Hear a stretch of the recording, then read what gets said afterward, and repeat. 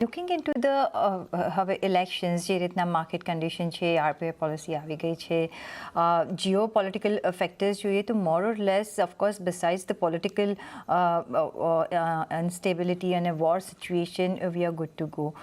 યુએસનું આપણને ખબર છે હવે સ્ટેન્ડ કઈ રીતના હોઈ શકે છે. આપણે 3 થી 4 રેટ કટ્સ ઓફકોર્સ જોઈ રહ્યા છીએ. તો એની અસર ઇન્ડિયન માર્કેટ્સ પર શું હોઈ શકે છે અને મોર સો ઓવર જે રીતના આપણે હવે નિવેશ કરવાનું છે એ કઈ રીતના કરવાનું હશે, કયા સેક્ટર્સ તમને પસંદ પડશે?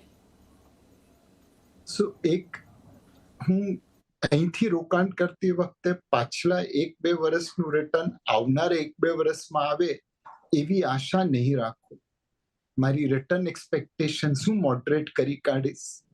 At 125% market cap to GDP ratio તમારે રિટર્ન એક્સપેક્ટેશન મોડરેટ કરવી બહુ જ જરૂરી છે. સેકન્ડ, હું રોકાણ કરતી વખતે 3 થી 5 વર્ષનો વ્યૂ લઈશ. 3 દિવસનો ને 5 દિવસના વ્યૂ પર રોકાણ નહીં કરું.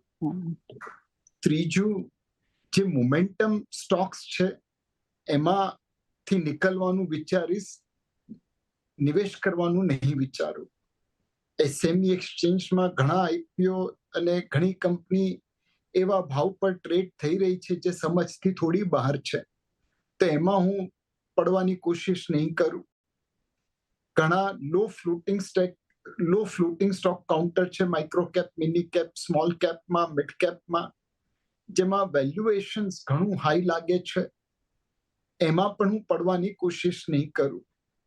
મારો પોર્ટફોલિયો થોડો ડિફેન્સિવ બનાવીશ, ક્વોલિટી તરફ રાખીશ, લાર્જ કેપ અને લાર્જર મિડ કેપ તરફ રાખીશ અને થોડું રીઝનેબલ વેલ્યુએશન હોય એ પ્રકારના સ્ટોક અને કંપનીઝમાં રાખીશ.